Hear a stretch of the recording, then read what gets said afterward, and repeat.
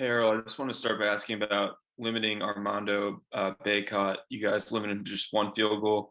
He came in leading the conference in field goal percentage. Was that a point of emphasis coming into tonight? Well, we knew we had to do a good job on him. I think he had been averaging 20 points and about 18 rebounds in the last 3 games. So that was a big emphasis, try to, limit his deep post touches, not let him catch the ball with 2 feet in the paint. I thought our big guys did a great job of fighting him around the basket, but I also thought our perimeter players, helped out by, extending catches, not letting them just catch it easy to throw it inside. And then when it went inside, we try to, dig it out of there, have a guy go down and, be an extra hand, an extra body to dig it out of there. So we did a great job there. Guys executed that part of the plan. And so we knew we would have to do that to give ourselves a chance. Dan Rubin? Coach, the number that jumps off is obviously with the 3-pointers. Those are out further away from the basket, obviously. So how do you kind of improve the numbers there? Is it just a matter of looking for better shots, or is there something that you can do to drill to get those numbers up and get them to a better place? Yeah, a combination. I mean, maybe we could have took a few, maybe 3 or 4 shots. We could have got better threes, but 10 to 12 of them were pretty good.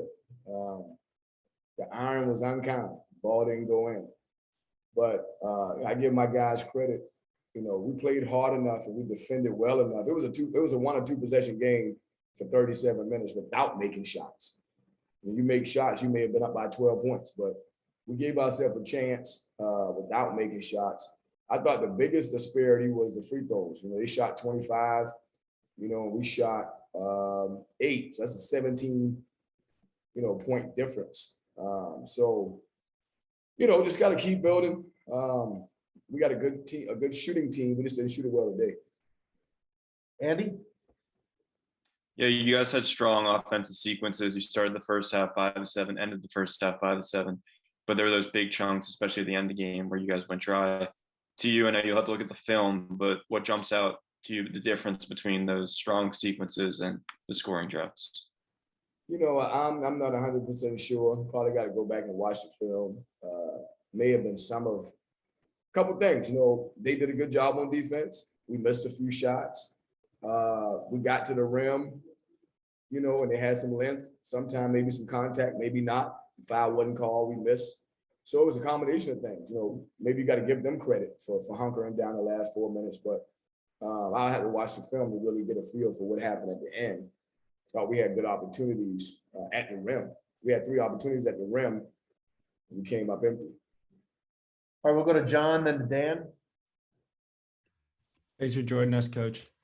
I couldn't really tell because I'm watching the game on my computer, but can you just talk about into that type of environment on the road and how hard it is to get a win in that type of environment? It was a great environment. It's the kind of environment as a player you want to play in, and thought our guys did a great job.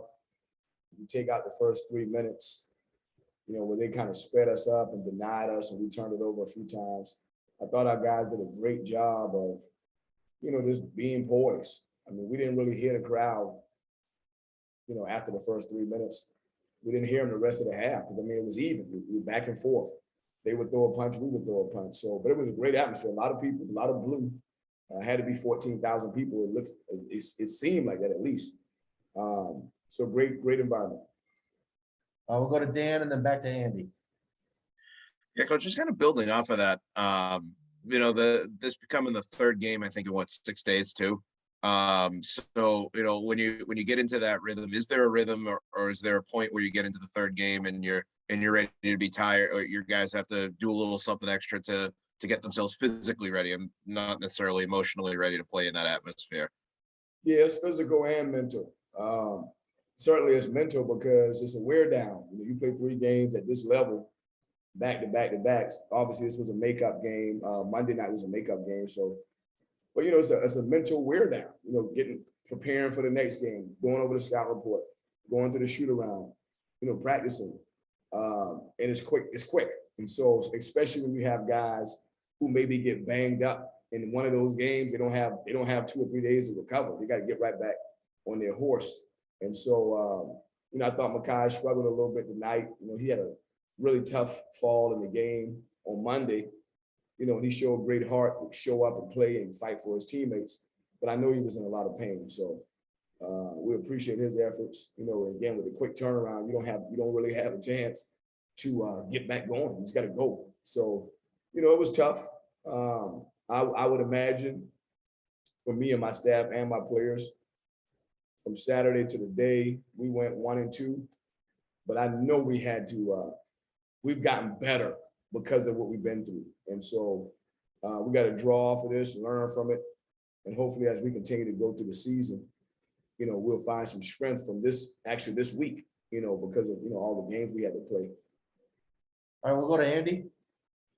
Yeah, I want to clarify for that Makai injury, is that from the scrum he was in, diving for that loose ball, and then is that like a wrist injury on his off shooting? Body. Yeah, this body, this bang, this had a guy land on top of him, and so this body. I mean, this Gotcha. in particular, but this banged up. But he did a great job of fighting for his teammates tonight. So we appreciate that.